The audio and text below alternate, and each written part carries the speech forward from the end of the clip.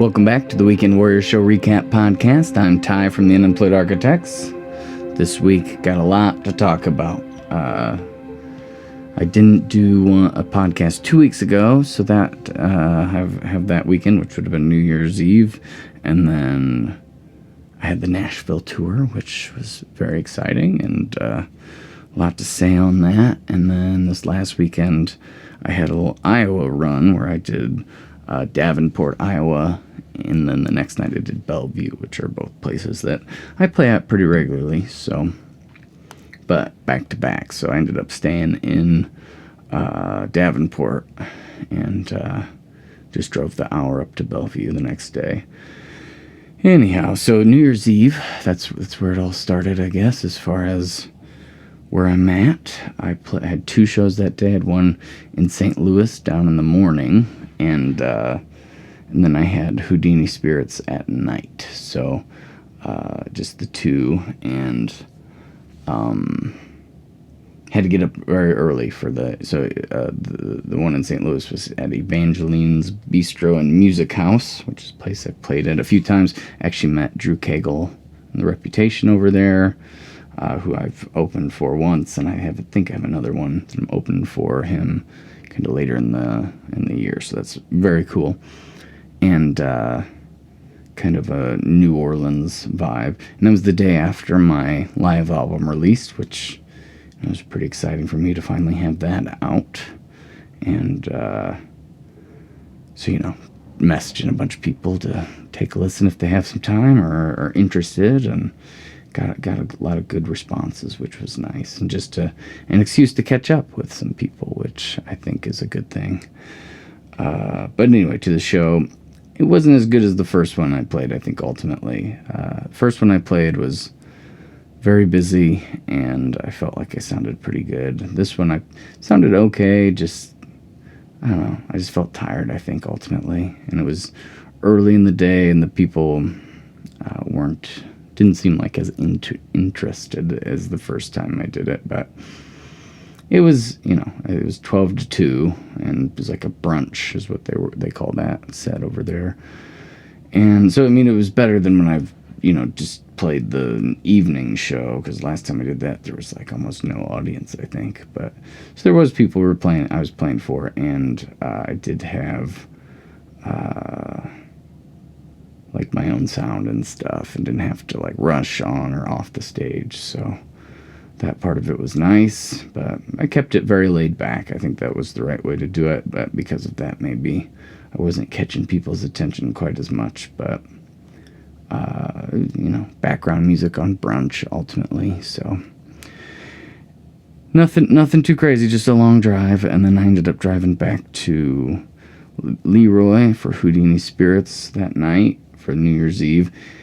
It wasn't as slow as it normally is, so that was good, it being New Year's. And I don't know, I was a little comatose, I think, or a little out of it, but I had a pretty good time. I don't know if I sang great or anything like that, but I played a lot of guitar, and I just kept elaborating on stuff that I kind of normally have banked. I was just feeling very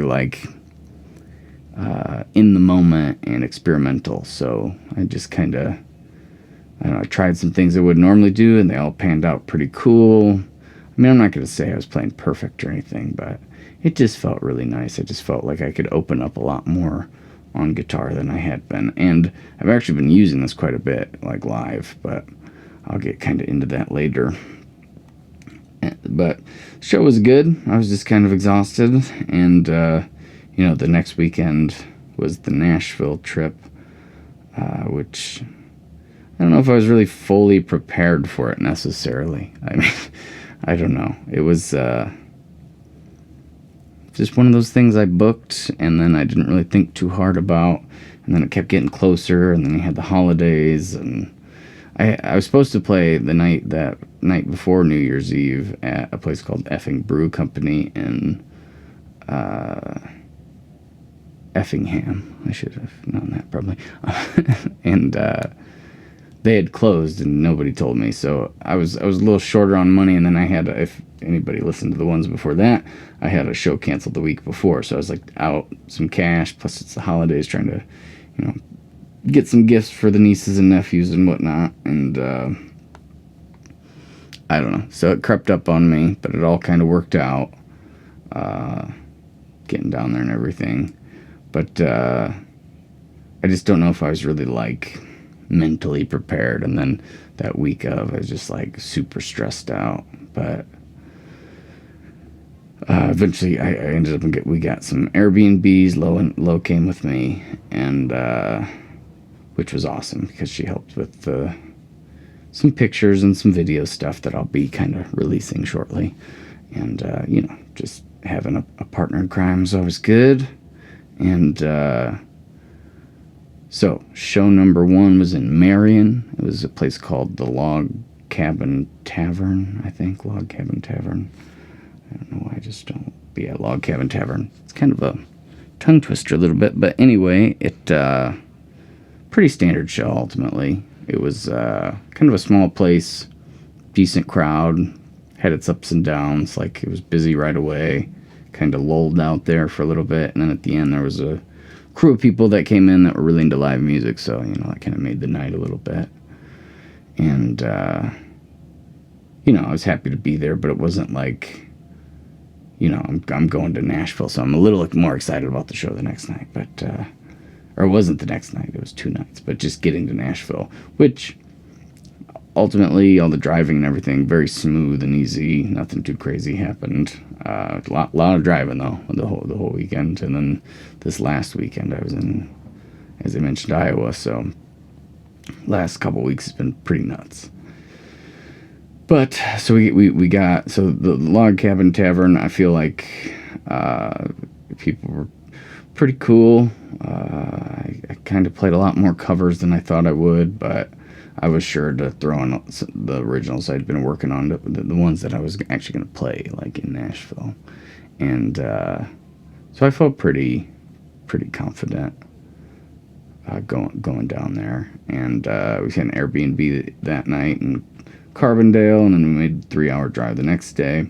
It's kind of cool pulling into the city. It was definitely, I don't know, when Kyle was on here and he was talking about it, he made it seem like it was like barely a city or something, but it's a city. I mean, it was big. There was some good hard traffic and stuff, and a little daunting, but you just drive slow when in doubt, I guess. But we got there and went to Hattie B's, which was a recommendation. It was some hot wing place, or hot chicken, not hot wing, but we did get some wings. Tried the hottest one there, and it was a nose clear. It was pretty cool. It I don't know. I always want to try like just a little taste sometimes of something like that, because I watch that show Hot Ones, and that's what it's all about. And then you kind of can experience all the different stages you go through when you're eating food that spicy. But I don't think it was maybe the spiciest I'd ever had, but it definitely, I felt it, I definitely felt like I went in like cycles of it being hot, but I don't know where it falls on the Scoville, whatever that scale is. I'm sure it wasn't that high up, but it was really good food though, really good chicken. And then we ended up checking into the Airbnb, and then we went back to, I'd never been to Nashville at all, so this was all kind of new to me. But the Airbnb was kind of far off the beaten path as far as like the city, the meat of the city, about 20 minutes, I think. But it was still technically Nashville, and it was kind of nice because it was just kind of a laid-back spot.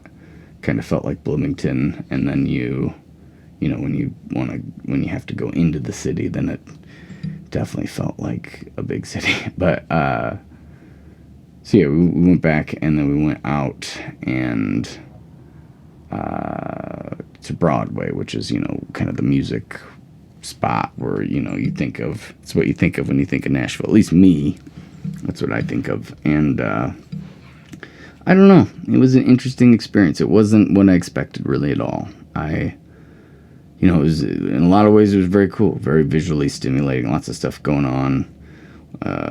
We had been down to New Orleans not that long ago. I mean, a couple years at this point, maybe 3. But, and that like changed the way I looked at music and stuff. I don't know. It was just like very, very, all around stimulating, like artistically, very artistic and a lot more abstract. I think Nashville on the Broadway strip was kind of like a more commercial version of that. A little bit more live music than I saw down in New Orleans, but it was like every part of the strip, like they had their windows open, and it's January, so I mean it's chilly, but they have the windows kind of open, and the bands are playing like really loud, so it's like you can hear multiple bands from, which isn't necessarily a pleasant thing, but you can kind of get a preview for the band before you go in to check them out. And they have like they all are kind of small bars, but a lot of them have like multi floors, and so we went, everywhere we'd walk by, we'd hear somebody, and we'd go in, and I think we went to Tootsie's first, and Nudies we checked out, which my brother had recommended Tootsie's. My cousin Matt, and he recommended Tootsie's and the Hattie B's hot chicken, so we took him up on those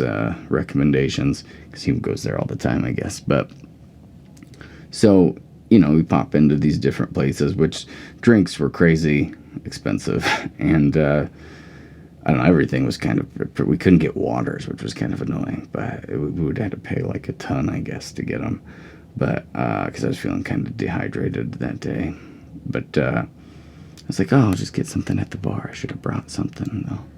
But anyhow, it was intense. It was a lot of really shiny buildings, lots of neon lights, and lots of musicians, lots of great musicians. But it was, the way they do it there is pretty crazy. They do they do requests for $20 tips. So I mean, they don't make any money off the bar. They're just banking on the fact that when people request a song, they put $20 in their tip jar, or they Venmo them $20, and they hope that they can do that enough to, pay everybody in the band and, make it worth their while.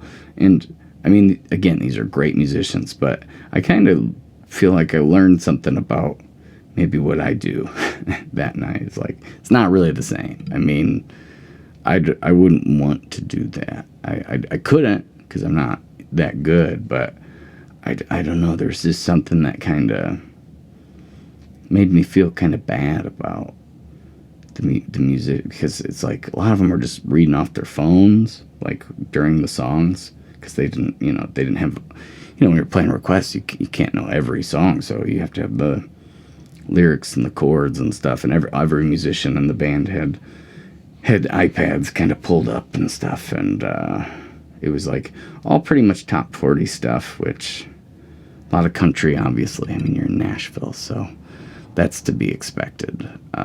But there was definitely some stuff like I cover too. Occasionally I'd hear like maybe Mr. Brightside, or what was another one I heard? Lonely Boy. I heard somebody do Lonely Boy by Black Keys.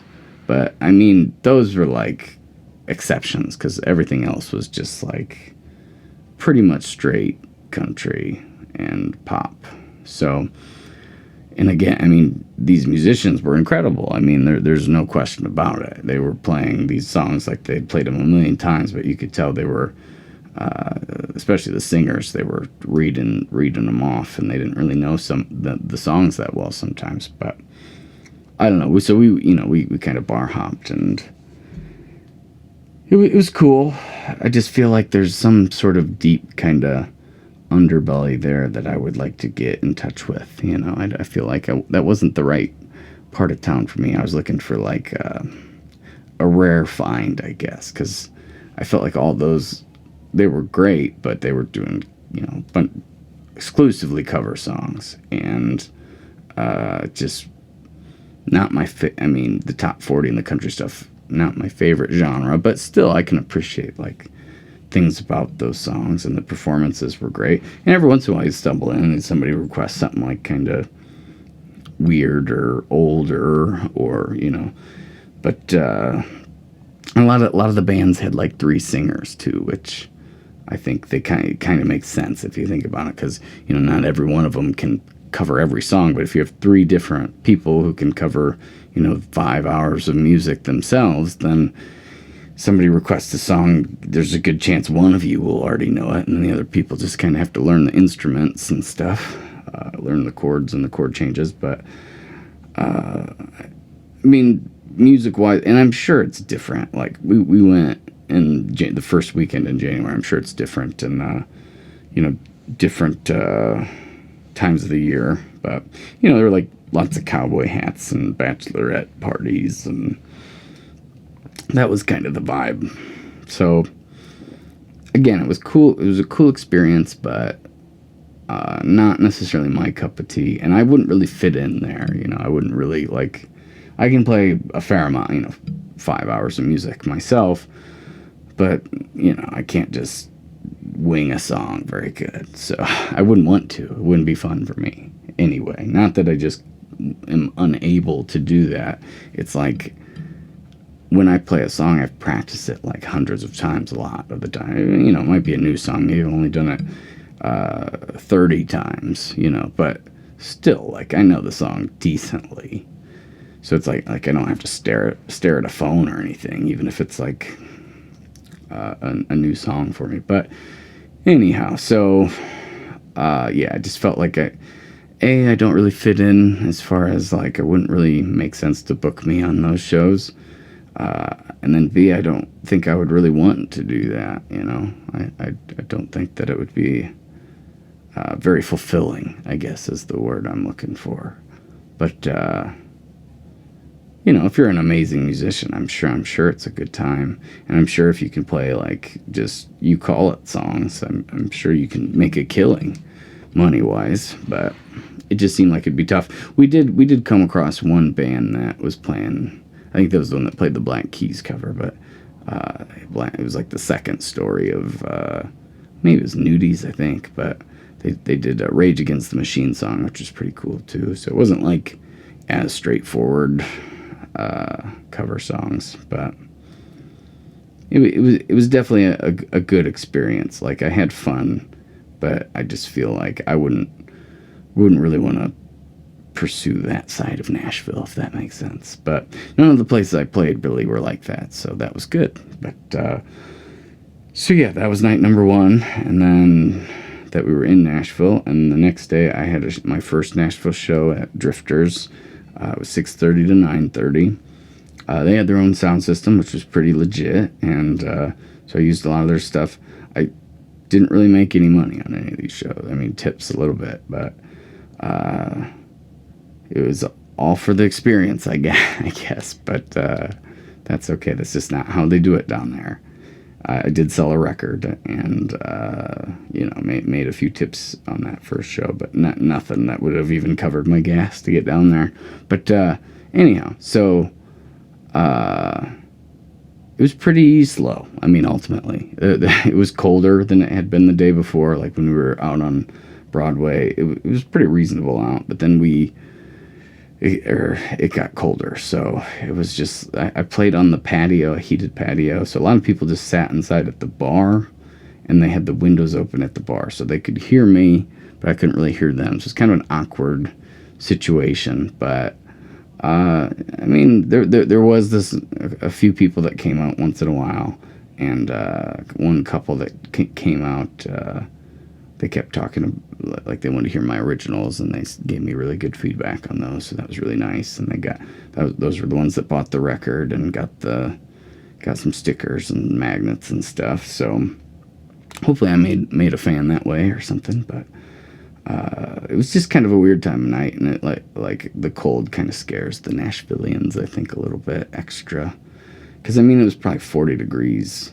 And it was 50 the previous night when people seemed more out and about. And also it was a Sunday, so I mean, but the guy who booked it from the bar gave me some really good feedback and said that I could pretty much come back whenever, probably. So he said in the summertime it's a lot of fun. So it's kind of getting my feet wet there, and now that they've heard me, they think I'm good enough to come back. So that'll be cool to be able to go back when it's like maybe summer out and actually get some real audience there.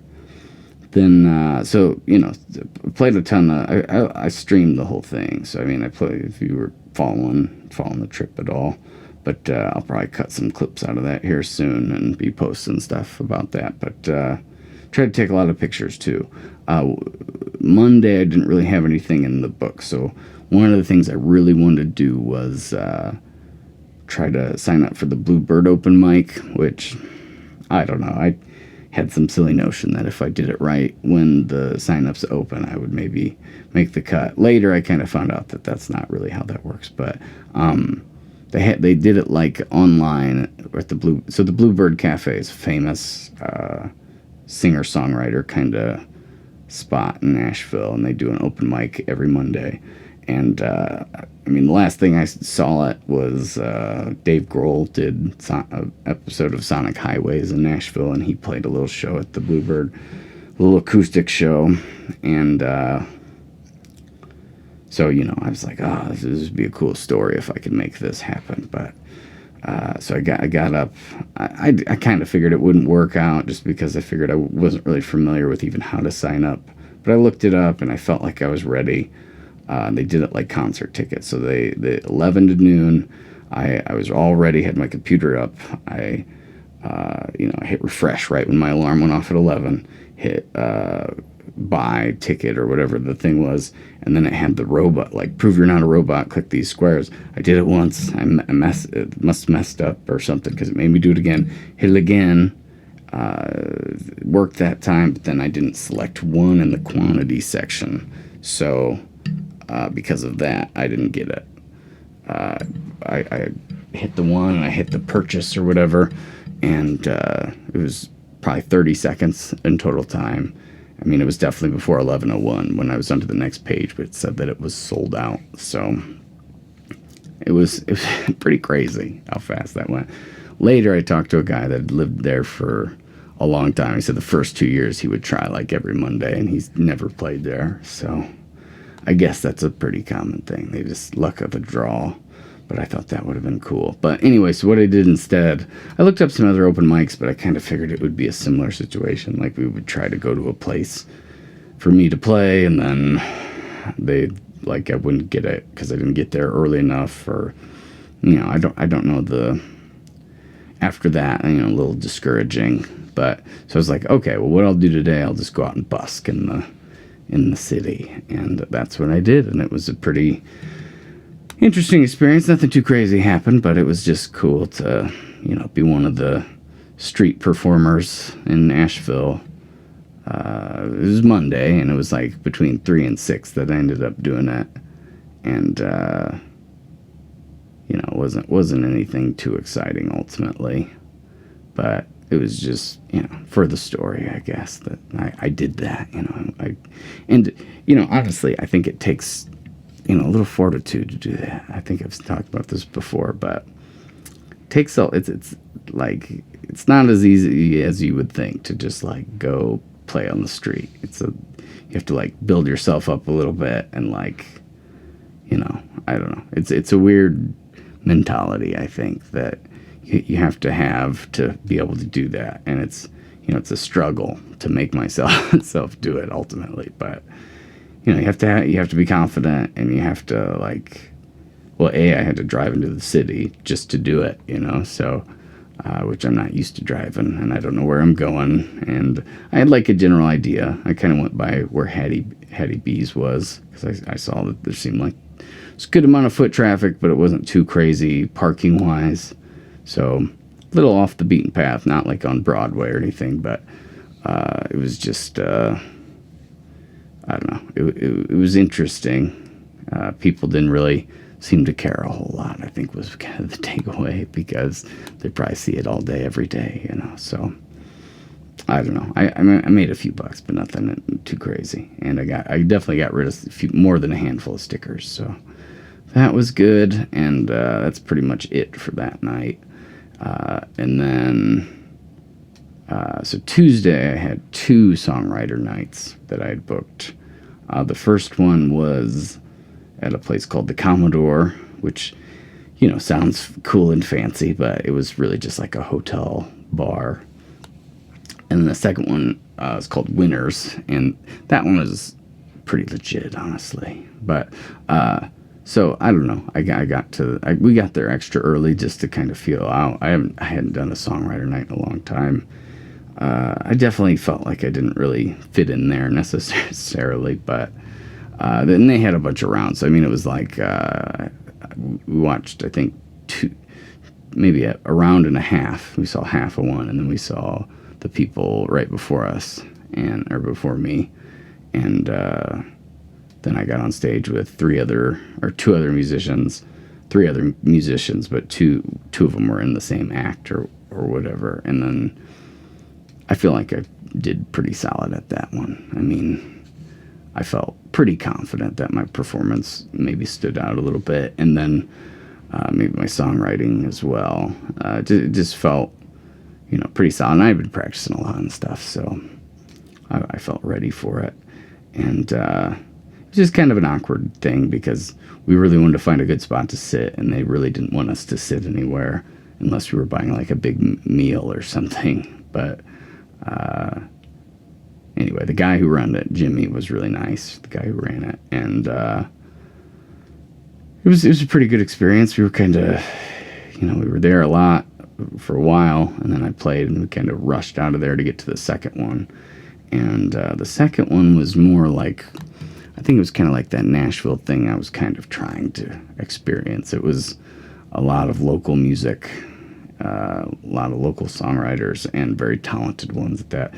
I was going to mention, so just the format in general of a songwriter night is very awkward because you essentially are, you sit on stage, so the person 2 to your right, or wherever you're at, you might have to start it off or you might end it, but the person next to you will play one, then you'll play one, and then if there's a person on this side, they'll play one, so it just goes right in a row, and it just feels weird to be on stage while other people are playing a song and you're not playing anything. I know sometimes down there that, if you're a really good musician, maybe you'll add a little guitar lick or something like that, or maybe the guys in 2 rounds before me, they must play a lot of them together because one of them was like singing harmony a little bit to another guy's.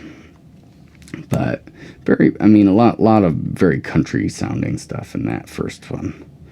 But yeah, I don't know. So it was just kind of, but then we got to that next one. It was by this guy named Elliot that knew Kyle and knows Clayton Shea, I guess, too. We talked about him a little bit.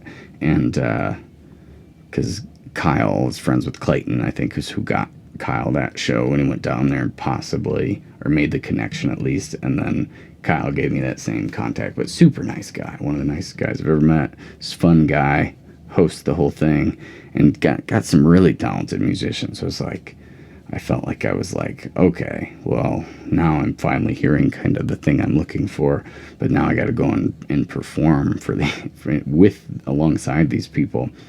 So it was a little nerve-wracking a little bit because I didn't think I was quite as good as a lot of them, but it was fun. They had a decent crowd of people, and just some really talented people, and still kind of veered pretty hard on the countryside of stuff, but it was just solid musicians. There was one of the groups.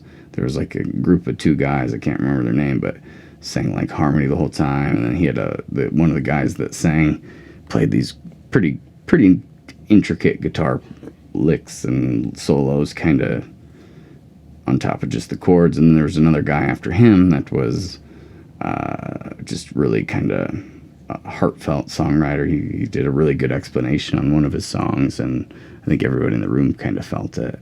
And there was like this girl that seemed like she was probably 16 or something, and she was pretty solid, but a lot more solid than I would have been at that age for sure. But playing kind of in the bigger leagues, and it'd be tough. But she did a good job too. And then so eventually, I got up there, and the two guys I was on with were really talented.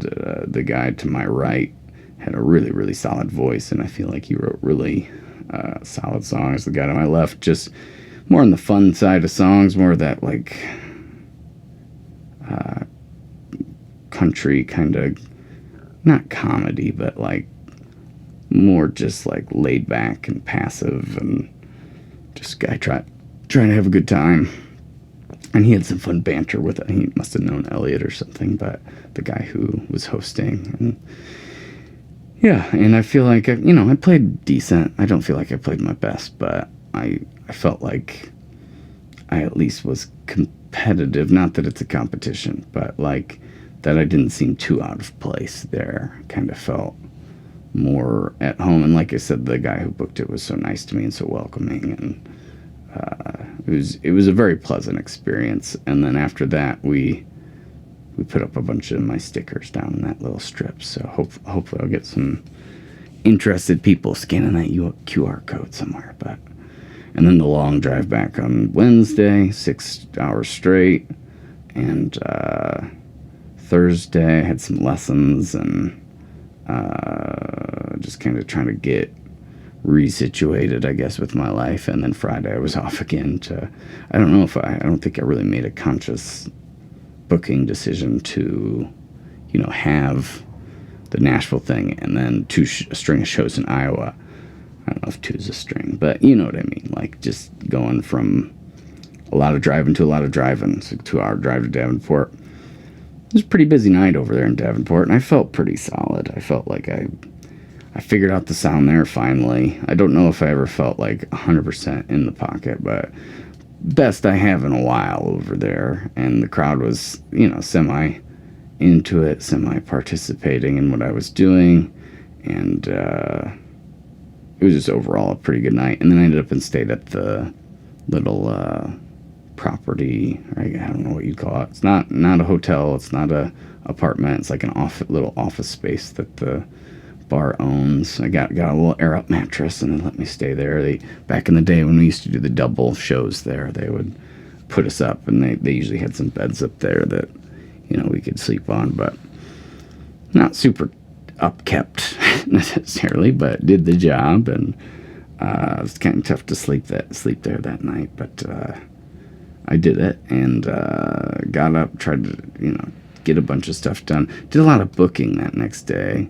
Brought my computer, and I actually did some in Nashville too, which I was surprised I got myself to actually work on that. But I've had a couple holes in my calendar for a little bit that have just been, kind of eating away in the back of my head. So I was like, I need to buckle down, because the one of them was February 3rd, which, it's the first week in January in Nashville. So I'm like, there's no way I'm going to get that one filled, but I need to get at it so that doesn't happen again. And then I ended up and did get it filled, which I don't know, there's something special about that feeling when you get every hole in your calendar filled. It's like, whew, it's a relief. But now I can start worrying about March, but at least I get, maybe a week of not carrying too crazily. I don't know, I was feeling like it pretty rough there for a bit about it. So it was a relief to, I get kind of obsessive about it, but to make a living, you kind of have to be, or else what are you gonna do if you don't, you're not playing shows, not making money? I don't know, you're just kind of screwed. So it was important, and I wish I didn't care as much as I do about getting the dates filled, but anyway, ultimately felt good to just knock that out. And so I did that during the day, and then ended up and drove to Bellevue for a 4-hour set. That set was rough, but not as rough as the last time. I don't know if I was just tired too. Weird audience night too, because it was like really quiet when I started, and then a group of like 7 or 8 people came in and just stood right in front of the stage and just talked really loud. And I think both these nights, I just noticed something.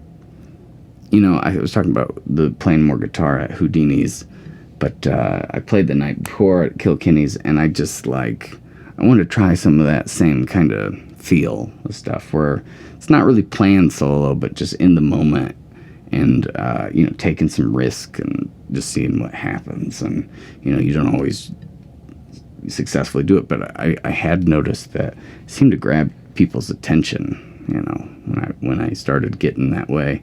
I did have to turn the guitar up quite a bit to get their attention, I think, but it was nice to see that people were kind of excited about it. So I was like, all right, well, my voice is kind of going out, and it's a long set, and the sound is a little weird. So I ended up, and I played a lot of extra guitar on stuff, and I just kept throwing little solos and things and just trying, weird stuff. And I don't know, I definitely had fun with it. It was I don't know, there's just something about being in the moment like that. Again, it can go horribly wrong, but when it doesn't, when it goes decent, I was listening back kind of on the way home, and there's some parts of those solos that were pretty nuts, and it's I don't even know how I was doing it, kind of you're just in that second, trying things and just really kind of letting go to an extent. And, I'm doing the foot drums too, so a little bit weirder to, do some less straightforward rhythms on guitar for me if I'm doing that. So I've been able to kind of open up on that front a little bit. But I do notice that I shouldn't do it too much. But once I get going and I like feeling it, it's I don't want to stop. So I just keep it it's I'll just add this song, which I normally play a 30-second solo. Maybe I'll just do 5 minutes, and I just kept doing that, which I think is probably a little tiresome maybe from an audience aspect. But I was having fun, and I could tell some of the people in the crowd were guitar people, so I feel like it grabs them extra a little bit when I do things like that. And it's nice to know I can kind of do things like that. I guess I don't really, I wouldn't really classify myself as an amazing guitar player or anything, but when I do stuff like that, I kind of feel a little bit like I know what a real good guitar player feels like all the time. I get a little glimpse of that. So I don't know, it was fun. And it was a long night, though. I didn't get back till 5 a.m., and I couldn't sleep after noon today for some reason. So, I went to bed at 6 and got up at noon and just, tried to sleep forever. But, just wasn't really possible. And so this next week, first I should say, if you haven't checked out the live album on the new TyJon Charlie page on the Spotify and the Apple and anywhere else you stream music, please check that out. It is out and available anywhere you stream. And so there's a playlist I'm pretty much trying to push people towards, because I feel like they're my 10 best songs, and then, or 8 best songs, and then there's full 16 if you want to get crazy. But you can hear the whole concert kind of start to finish. But then beyond that, I have recording time on Wednesday. So I'm on Sunday after the Iowa thing today. Recording time on Wednesday. I'm going to finish the Magic song, and that'll set for release probably end of February, early March. Probably end of February, I'd guess. And then next week, I think I'm in Mount Pulaski at, what is that place called? I should know this. Just made the event. I'm very behind on doing events for shows. The Lucky Logger in Mount Pulaski on Friday, and then I'm actually hometown show Bloomington on Saturday. So, and then Sunday I'm doing another live video performance. So I'm excited to. Middle of Nowhere Music is having me on to play a couple songs, and kind of nervous about it because I don't really know. It's I know I could do a lot of the songs better, but it's like I kind of want to do new stuff or old stuff that I don't have any sort of recordings on, and it's like just really hard to pick what to do. I mean, it's been like this since because I've had the Mariota Media, I can never say it right, performance, which I talked to him today, and those are set next on his list to release. So those will be out soon. And then the Kyle the Pawn Shop series stuff that came out right after my album, which was kind of not great timing, honestly, because I wanted to push people to watch that, but I'm also trying to get them to check out the new album. So I'll probably be pushing that here pretty soon. But a lot of stuff about Nashville too. So it's like I got a lot of content kind of material, but just like what to focus on, because I got the live album, the Pawn Shop series, all the stuff from Nashville, which I got most of those sets captured. I didn't get the Marion one for some reason. It disappeared from my Instagram. Sometimes Instagram just like is annoying, but like that happened on Saturday night where I did my whole first set. I played a lot of originals. I felt like they sounded pretty solid, and then like I went to post it so I could save it and archive it and download it later to get clips from. I was like excited because there's a lot of originals, and just didn't work. And then I couldn't ever get the video, even though the stream itself works. It's not really, it's that part's kind of a bonus. It's more the other end that I'm interested in. But anyhow, so yeah, I don't know where I was going with that, but I have a live performance Sunday, which I'm a little nervous about. Oh, the Mariota thing. He said that I'm next on the schedule to be him to start releasing my videos, which is a little nerve-wracking, honestly, because I haven't seen them yet. It's like I'm excited that they're going to be here and done, but it's like I hope that they sounded good. I don't know. Like I hope I get some say, but I don't know. Nice guy, though. One of the nicest guys I've met.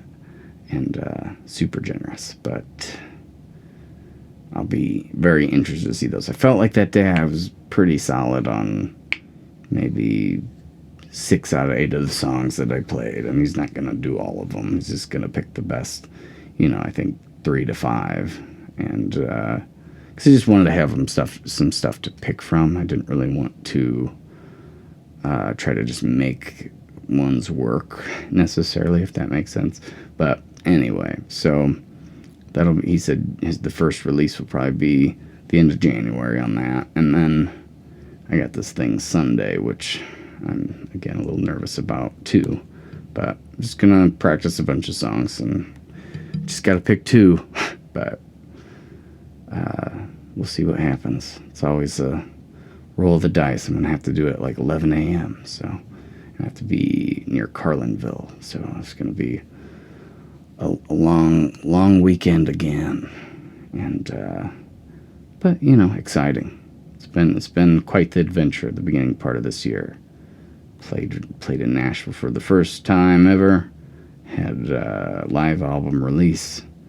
I got some live video from that live album that's pretty solid that I'll be putting out kind of slowly but surely, and then the Pawn Shop series with Kyle, which got me some good videos and songs to share, and then I'll have the Mariota thing coming, Mariota Media thing. I just can't say it ever. Coming at the end of this month, and then I'll have these videos.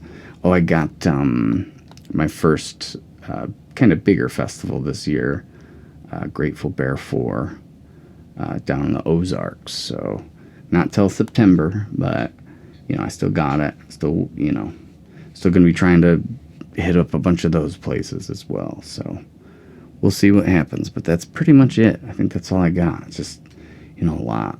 I think I'm going to start having Ryan Wolf on to kind of co-host here coming up. Just something different. He's going to be around, so just see how that goes. Why not? If he's around, maybe it'll be a little more interesting than me just talking at myself. I don't know, but it'll be fun. So that'll be kind of what I think I'm gonna have somebody else on here soon too. But I always get his name wrong because it's 3 names and I reversed 2 of them. So let me look it up really quick. Michael Justin Brown, Justin Michael Brown. I don't know which one it is. I think it's Justin Michael Brown. Yeah, nailed it. Okay, so yeah, Justin Michael Brown. I don't know why. I always want to call him Michael Justin Brown. But anyway, he's going to be on. He's from Kill the Martian, and I've known him for a while, but he said he was going to be on maybe the end of January or early February, so I'll have that to put out as well. Anyway, I think that's enough. I think that's enough of me talking. I appreciate anybody who takes the time to listen, and I will talk to you next time.